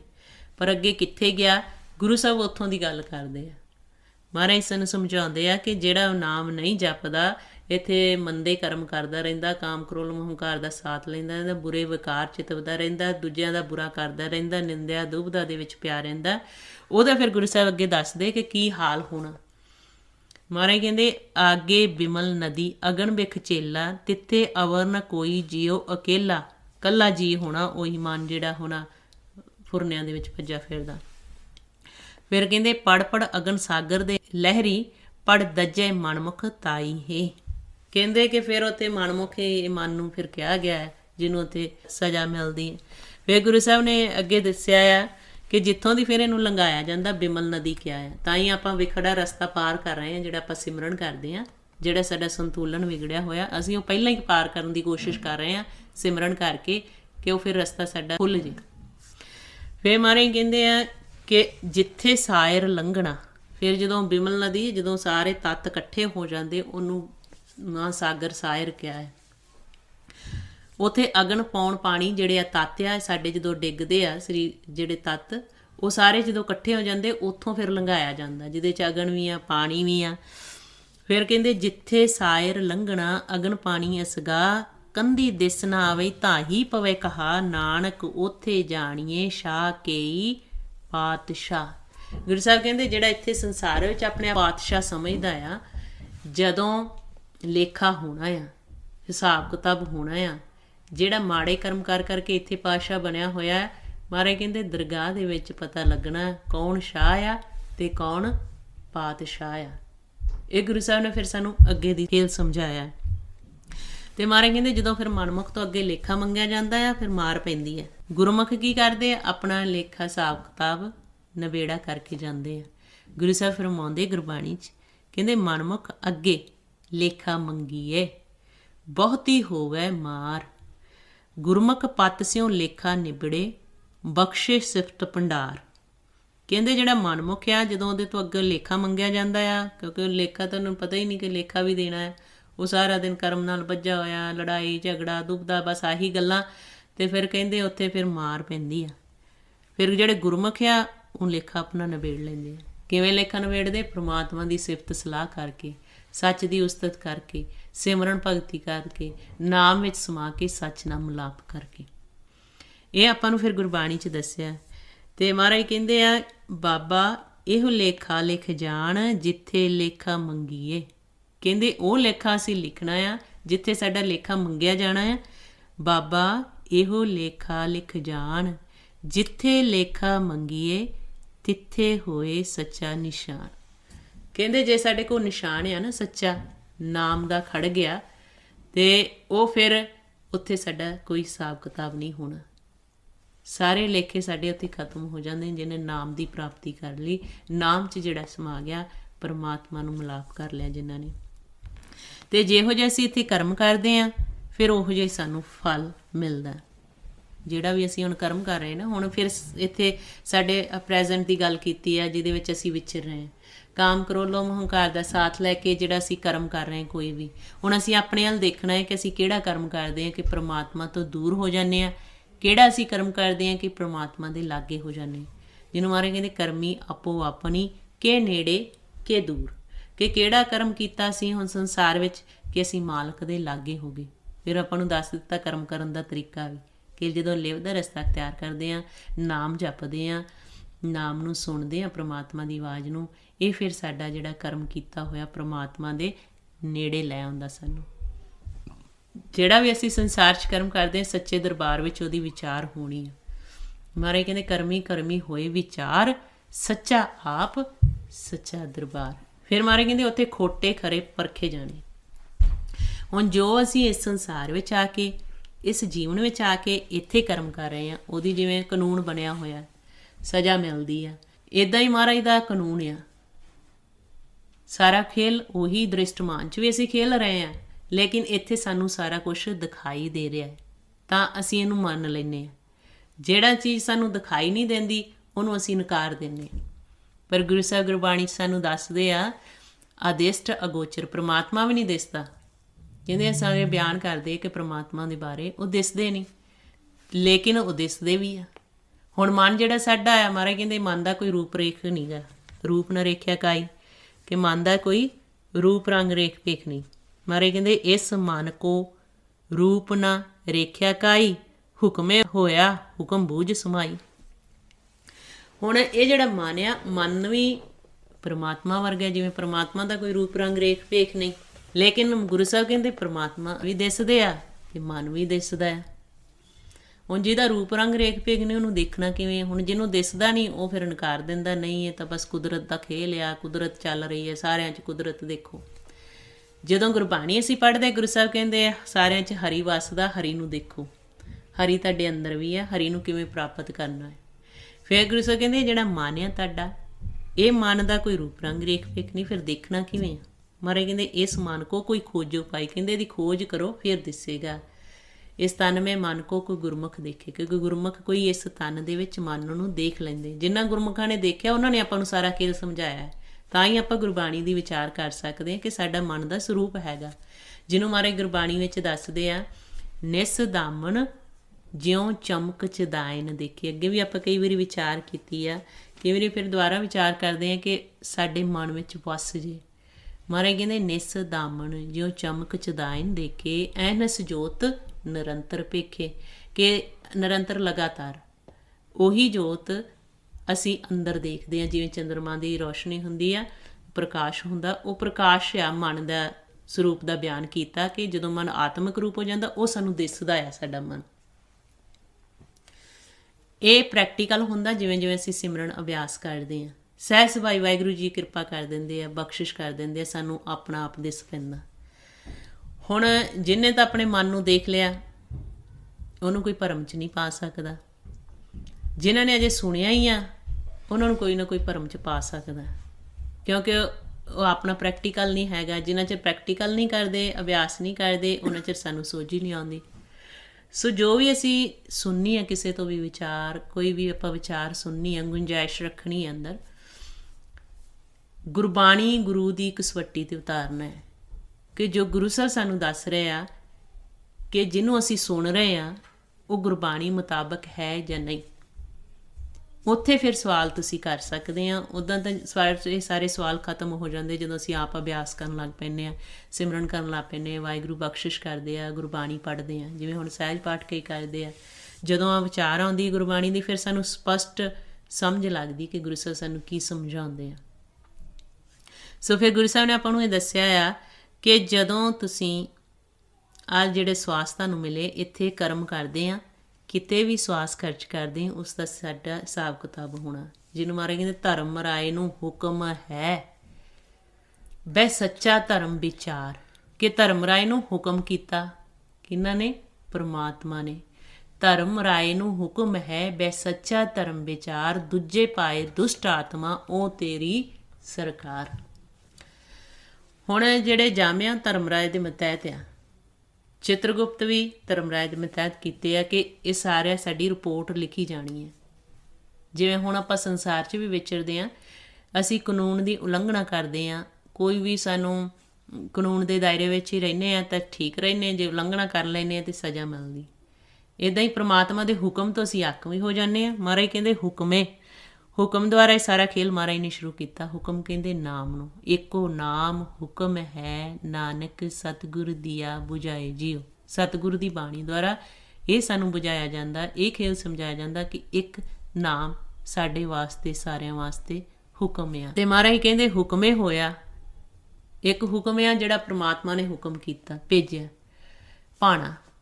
ਇੱਕ ਹੁਕਮ ਆ ਜਿਹੜਾ ਨਾਮ ਦੁਆਰਾ ਸਾਰੇ ਇਸ ਸ੍ਰਿਸ਼ਟੀ ਨੂੰ ਪੈਦਾ ਕੀਤਾ। ਮਹਾਰਾਜ ਕਹਿੰਦੇ ਜੋ ਸਾਡੇ ਸਾਰਿਆਂ ਵਾਸਤੇ ਪ੍ਰਮਾਤਮਾ ਵੱਲੋਂ ਹੁਕਮ ਹੈ ਕਿ ਨਾਮ 'ਚ ਸਮਾਉਣਾ, ਉਹ ਨਾਮ ਸਾਡੇ ਲਈ ਸਾਰਿਆਂ ਲਈ ਹੁਕਮ ਆ। ਤੇ ਮਹਾਰਾਜ ਕਹਿੰਦੇ ਹੁਕਮੇ ਹੋਇਆ, ਤੇ ਜਿਹੜਾ ਹੁਕਮ ਨੂੰ ਬੁੱਝ ਲੈਂਦਾ ਉਹਦੇ ਵਿੱਚ ਸਮਾ ਜਾਂਦਾ। ਜਿਹੜਾ ਨਾਮ ਨੂੰ ਬੁੱਝ ਲੈਂਦਾ, ਜਿਹੜਾ ਨਾਮ ਸਾਡੇ ਅੰਦਰ ਸਾਰਿਆਂ ਦੇ ਮੌਜੂਦ ਆ, ਜਦੋਂ ਪ੍ਰਮਾਤਮਾ ਦੇ ਨਾਮ ਨੂੰ ਅਸੀਂ ਬੁੱਝ ਲੈਂਦੇ ਹਾਂ, ਫਿਰ ਮਹਾਰਾਜ ਕਹਿੰਦੇ ਹੁਕਮ ਬੂਝ ਸਮਾਈ, ਕਿ ਫਿਰ ਉਸ ਨਾਮ ਦੇ ਵਿੱਚ ਮਨ ਸਮਾ ਜਾਂਦਾ, ਸੱਚ ਦੇ ਸਨਮੁਖ ਹੋ ਜਾਂਦਾ। ਤੇ ਮਹਾਰਾਜ ਕਹਿੰਦੇ ਕਰਮ ਤੇ ਫਿਰ ਨਿਰਭਰ, ਜਿਹੜਾ ਫਿਰ ਹੁਣ ਅਸੀਂ ਪ੍ਰੈਜ਼ੈਂਟ 'ਚ ਕਰਮ ਕਰਦੇ, ਵਰਤਮਾਨ 'ਚ ਕਰਮ ਕਰਦੇ, ਇਹਦੀ ਹੀ ਫਿਰ ਸਾਨੂੰ ਅੱਗੇ ਜਾ ਕੇ ਸਾਰਾ ਖੇਲ ਦਿਸਣਾ ਆ ਜਿਹੜਾ ਅਸੀਂ ਇੱਥੇ ਕਰਾਂਗੇ। ਤਾਂ ਹੀ ਕਹਿੰਦੇ ਚੰਗੇ ਕੰਮ ਕਰੋ, ਕਿਸੇ ਨਾਲ ਦੁਬਦਾ ਨਾ ਕਰੋ, ਈਰਖਾ ਨਾ ਰੱਖੋ, ਨਿੰਦਿਆ ਨਾ ਕਰੋ, ਕਾਮ ਕ੍ਰੋਧ ਹੰਕਾਰ ਤੋਂ ਉੱਪਰ ਉੱਠੋ, ਪੰਜਾਂ ਦੇ ਆਪਣੇ ਵੱਸ ਕਰੋ। ਇਹ ਸਾਰਾ ਫਿਰ ਗੁਰਬਾਣੀ ਸਮਝਾਇਆ। ਮਹਾਰਾਜ ਕਹਿੰਦੇ ਜਿਹੇ ਕਰਮ ਕਮਾਏ ਤੇਹਾ ਹੋਏ ਸੀ, ਕਿ ਜਿਹੋ ਜਿਹੇ ਅਸੀਂ ਕਰਮ ਕਮਾਵਾਂਗੇ ਉਹੋ ਜਿਹਾ ਹੀ ਬਣ ਜਾਏਗਾ, ਅੱਗੇ ਸਾਨੂੰ ਫਲ ਮਿਲ ਜਾਏਗਾ। ਅੰਮ੍ਰਿਤ ਹਰਿ ਕਾ ਨਾਉ ਆਪ ਵਰਤਾਈ ਸੀ, ਪਰਮਾਤਮਾ ਵਰਤਾ ਰਹੇ ਹਰ ਜਗ੍ਹਾ ਉਸਦਾ ਨਾਮ ਮੌਜੂਦ ਆ, ਜੋ ਸਾਡੇ ਇਸ ਦੇਹ ਦੇ ਵਿੱਚ ਵੀ ਮੌਜੂਦ ਆ, ਜਿਸ ਨਾਮ ਦੀ ਅਸੀਂ ਪ੍ਰਾਪਤੀ ਕਰਨੀ ਹੈ। ਫਿਰ ਮਹਾਰਾਜ ਕਹਿੰਦੇ ਚੱਲਿਆ ਪਤ ਸਿਉ ਜਨਮ ਸਵਾਰ ਵਾਜਾ ਵਾਈ ਸੀ। ਕਹਿੰਦੇ ਜਿਹੜਾ ਉਸ ਨਾਮ ਦੇ ਹੁਕਮ ਦੇ ਦਾਇਰੇ ਵਿੱਚ ਮਨ ਆ ਜਾਂਦਾ, ਹੁਕਮ 'ਚ ਸਮਾ ਜਾਂਦਾ, ਨਾਮ 'ਚ ਸਮਾ ਜਾਂਦਾ, ਫਿਰ ਉਹ ਜਨਮ ਨੂੰ ਸਵਾਰ ਕੇ ਚਲਾ ਜਾਂਦਾ, ਸਿੱਧਾ ਮਾਲਕ ਵਿੱਚ ਅਭੇਦ ਹੋ ਜਾਂਦਾ। ਤੇ ਜਿਹੜੇ ਫਿਰ ਇੱਥੇ ਮਨਮੁਖ ਹੁੰਦੇ ਆ, ਫਿਰ ਮਹਾਰਾਜ ਕਹਿੰਦੇ ਆ ਉਹ ਹਰੀ ਦਾ ਸਿਮਰਨ ਛੱਡ ਕੇ ਫਿਰ ਉਹਨਾਂ ਤੋਂ ਲੇਖਾ ਲਿਆ ਜਾਂਦਾ। ਇਹ ਸਾਰਿਆਂ ਤੋਂ ਸਾਡੇ ਤੋਂ ਲੇਖਾ ਲੈਣਾ, ਪਰ ਜਿਹੜਾ ਮਨ ਗੁਰਮੁਖ ਬਣ ਜਾਂਦਾ ਉਹਦਾ ਲੇਖਾ ਖਤਮ ਹੋ ਜਾਂਦਾ, ਪਾੜ ਦਿੱਤਾ ਜਾਂਦਾ। ਤੇ ਜਿਹੜੇ ਮਨਮੁਖ ਦਾ ਫਿਰ ਲੇਖਾ ਹੁੰਦਾ ਦੁੱਖ ਦਾ ਨਾਲ ਭਰਿਆ ਰਹਿੰਦਾ। ਮਹਾਰਾਜ ਕਹਿੰਦੇ ਲੇਖਾ ਧਰਮ ਰਾਏ ਕੀ ਬਾਕੀ, ਜਪ ਹਰ ਹਰ ਨਾਮ ਕਿਰਖ ਹੈ। ਕਹਿੰਦੇ ਕਿ ਇਹ ਜਿਹੜਾ ਲੇਖਾ ਆ ਇਹ ਦੇਣਾ ਪੈਣਾ, ਲੇਕਿਨ ਜਿਹੜਾ ਨਾਮ ਜਪ ਲੈਂਦਾ ਆ ਤੇ ਉਹ ਫਿਰ ਉਹਦੇ 'ਤੇ ਕਿਰਪਾ ਮਹਾਰਾਜ ਦੀ, ਉਹ ਫਿਰ ਇਹ ਲੇਖੇ ਉਹਦੇ ਪਾੜ ਦਿੱਤੇ ਜਾਂਦੇ ਆ। ਘੜੀ ਮੋਹਤ ਕਾ ਲੇਖਾ ਲੇਵੈ। ਕਿਵੇਂ ਲੇਖਾ ਲਿਆ ਜਾਂਦਾ? ਮਹਾਰਾਜ ਕਹਿੰਦੇ ਜਿਹੜੀ ਘੜੀ ਆ, ਪਾਲਿਆ, ਮੂਰਤ ਆ, ਜੋ ਅਸੀਂ ਹੁਣ ਸੰਸਾਰ 'ਚ ਵਿਚਰ ਰਹੇ ਹਾਂ, ਸਾਨੂੰ ਸਾਹ ਆ ਰਹੇ, ਜੇ ਅੱਧੇ ਸਾਹ ਦੇ ਵਿੱਚ ਵੀ ਅਸੀਂ ਫੁਰਨਾ ਲੈ ਲਿਆ, ਕੋਈ ਮਾੜਾ ਸੋਚ ਲਿਆ, ਤਾਂ ਫਿਰ ਉਹ ਸਾਡਾ ਲੇਖਾ ਲਿਖਿਆ ਜਾਂਦਾ। ਤੇ ਮਹਾਰਾਜ ਕਹਿੰਦੇ ਘੜੀ ਮੋਹਤ ਕਾ ਲੇਖਾ ਲੇਵੈ, ਰਤੀਆ ਮਾਸਾ ਤੋਲ ਕਢਾਵਣਿਆ, ਕਿ ਇੰਨਾ ਜ਼ਿਆਦਾ ਬਰੀਕ ਹਿਸਾਬ ਕਿਤਾਬ ਗੁਰਬਾਣੀ 'ਚ ਸਾਨੂੰ ਦੱਸਿਆ ਆ। ਹੁਣ ਇਸ ਜੀਵਨ 'ਚ ਅਸੀਂ ਲਾਹਾ ਖੱਟ ਸਕਦੇ ਹਾਂ, ਅਤੇ ਅੱਗੇ ਫਿਰ ਅਸੀਂ ਸੁਖੀ ਹੋ ਸਕਦੇ।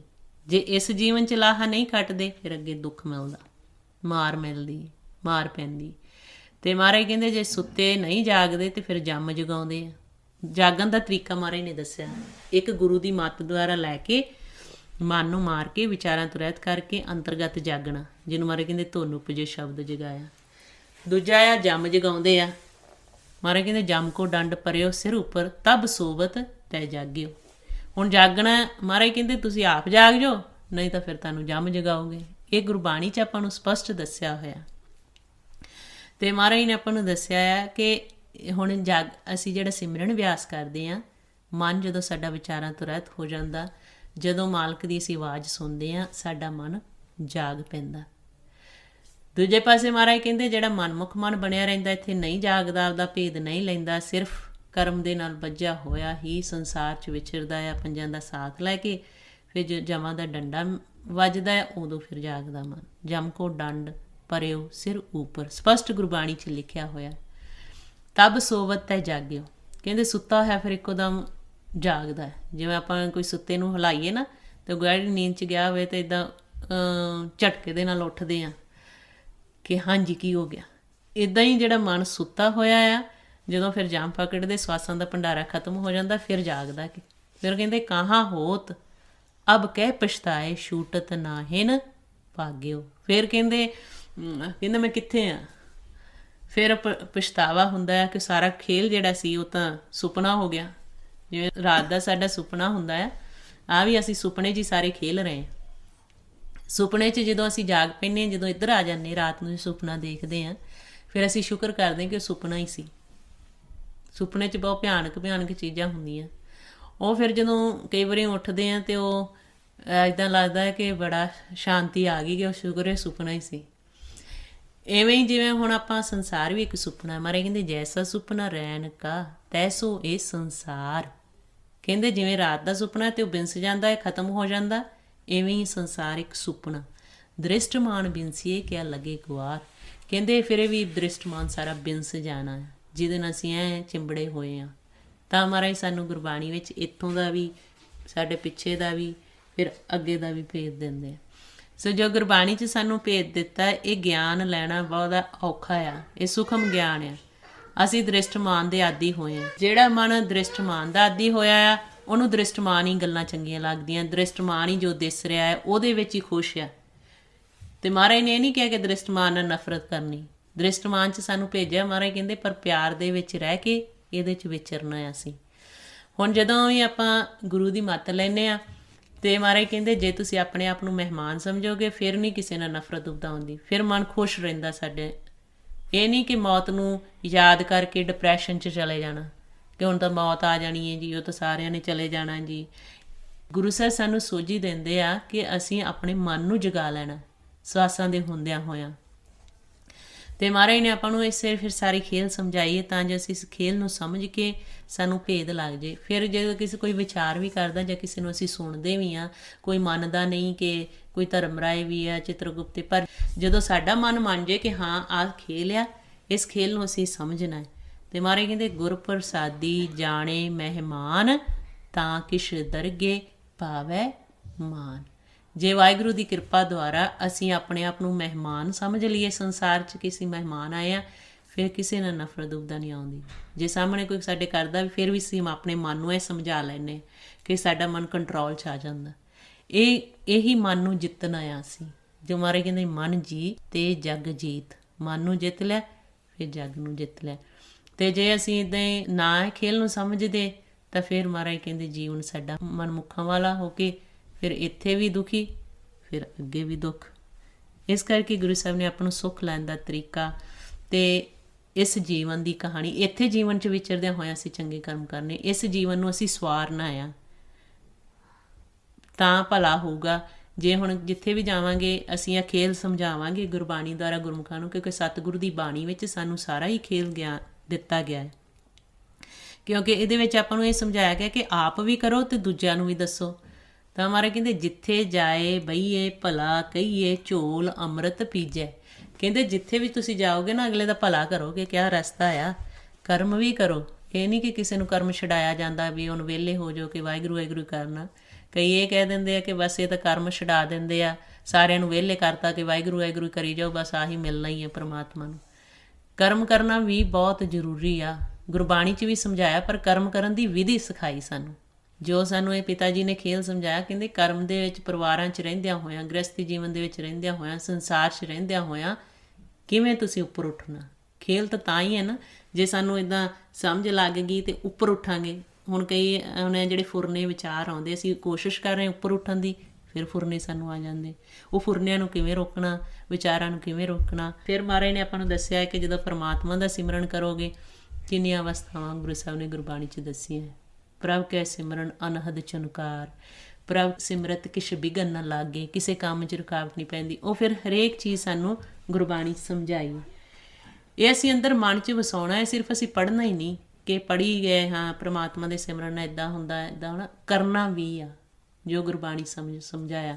ਹਰੀ ਦੇ ਜਿਹੜੇ ਭਗਤ ਹੁੰਦੇ ਆ, ਮਹਾਰਾਜ ਕਹਿੰਦੇ ਉਹ ਪ੍ਰਗਟ ਕਰ ਦਿੰਦੇ ਆ ਪਰਮਾਤਮਾ, ਹਰ ਕਾ ਭਗ ਪ੍ਰਗਟ ਨਹੀਂ ਛਪੈ। ਫਿਰ ਉਹੀ ਆਪਾਂ ਨੂੰ ਗੁਰਬਾਣੀ 'ਚ ਜੋ ਖੇਲ ਸਮਝਾਇਆ, ਸਪਸ਼ਟ ਦਿਸਿਆ ਹੋਇਆ ਸ਼ਬਦਾਂ 'ਚ ਸਾਰਾ ਖੇਲ। ਮਹਾਰਾਜ ਕਹਿੰਦੇ ਸ਼ਬਦਾਂ ਮਾਹੇ ਵਿਖਾਨੀਐ, ਵਿਰਲਾ ਤਾਂ ਬੂਝੈ ਕੋਈ। ਅਸੀਂ ਬਸ ਬੁੱਝਣਾ ਆ ਸ਼ਬਦਾਂ 'ਚ ਜੋ ਵੀ ਸਾਨੂੰ ਇਹ ਖੇਲ ਸਮਝਾਇਆ ਜਾਂਦਾ। ਸੋ ਵਾਹਿਗੁਰੂ ਜੀ ਸਾਡੇ ਸਾਰਿਆਂ 'ਤੇ ਕਿਰਪਾ ਕਰਨ। ਕੋਈ ਵੀ ਸਵਾਲ ਸਾਡੇ ਮਨ 'ਚ ਹੋਵੇ, ਅਸੀਂ ਗੁਰੂ ਸਾਹਿਬ ਤੋਂ ਉਹ ਜਵਾਬ ਲੈ ਸਕਦੇ ਹਾਂ।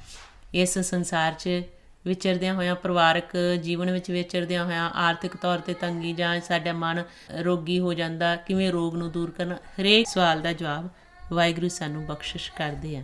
ਸੋ ਜੇ ਅਸੀਂ ਸੁਣਦੇ ਵੀ ਕਿਸੇ ਨੂੰ, ਉਹ ਨਾਰਾਜ਼ ਨਹੀਂ ਹੋਣਾ। ਉਹ ਵੀ ਆਪਾਂ ਗੁਰਬਾਣੀ ਰਾਹੀਂ ਦੇਖਣਾ ਹੈ ਕਿ ਜਿਹੜਾ ਵਿਚਾਰ ਕਰ ਰਿਹਾ ਉਹ ਕਿੱਥੇ ਤੱਕ ਸੀਮਤ ਹੈ। ਜਿੰਨੀ ਕੁ ਬੁੱਧ ਕਿਸੇ ਨੂੰ ਦਿੱਤੀ ਹੋਈ ਉਹਨਾਂ ਕੁ ਨੇ ਵਿਖਿਆਨ ਕਰਨਾ ਹੈ।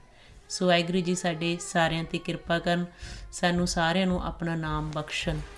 ਇੰਨੀਆਂ ਬੇਨਤੀਆਂ ਕਰਦਿਆਂ ਹੋਇਆਂ ਜੇ ਕੋਈ ਸ਼ਬਦ ਗਲਤ ਬੋਲਿਆ ਗਿਆ ਹੋਵੇ, ਗੁਰੂ ਤੇ ਸੰਗਤ ਬਖਸ਼ਣ ਯੋਗ ਨੇ ਬਖਸ਼ ਲੈਣਾ ਜੀ। ਵਾਹਿਗੁਰੂ ਜੀ ਕਾ ਖਾਲਸਾ, ਵਾਹਿਗੁਰੂ ਜੀ ਕੀ ਫਤਿਹ।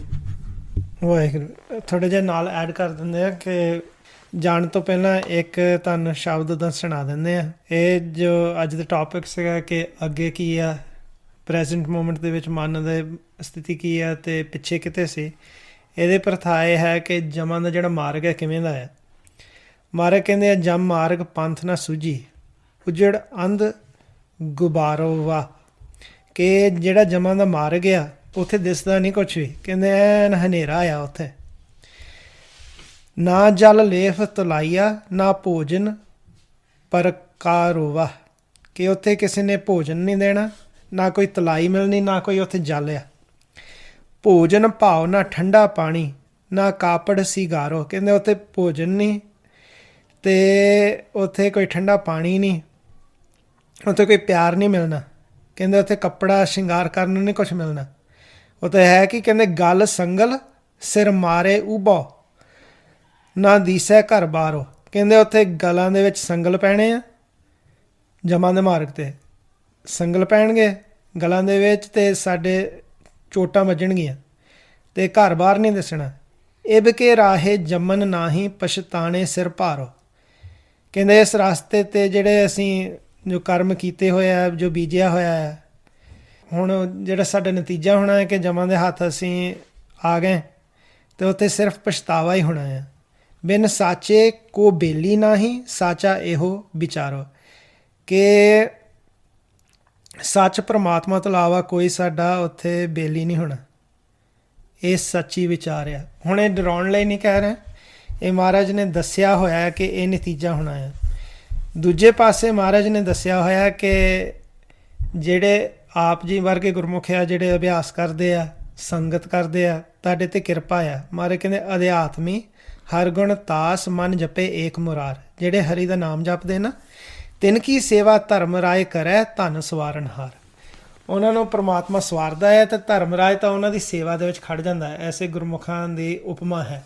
ਇੱਦਾਂ ਹੀ ਅਸੀਂ ਇਸ ਮਾਰਗ 'ਤੇ ਚੱਲਣਾ ਅਤੇ ਅਸੀਂ ਇਸ ਜਮ ਮਾਰਗ ਤੋਂ ਬਚ ਜਾਂਦੇ ਹਾਂ। ਇੰਨੀਆਂ ਹੀ ਬੇਨਤੀਆਂ ਸਨ। ਅੱਖਰ ਵਾਧਾ ਘੱਟ ਅਪਲ 'ਚ ਮਾਫ਼ ਕਰਨੇ। ਵਾਹਿਗੁਰੂ ਜੀ ਕਾ ਖਾਲਸਾ, ਵਾਹਿਗੁਰੂ ਜੀ ਕੀ ਫਤਿਹ।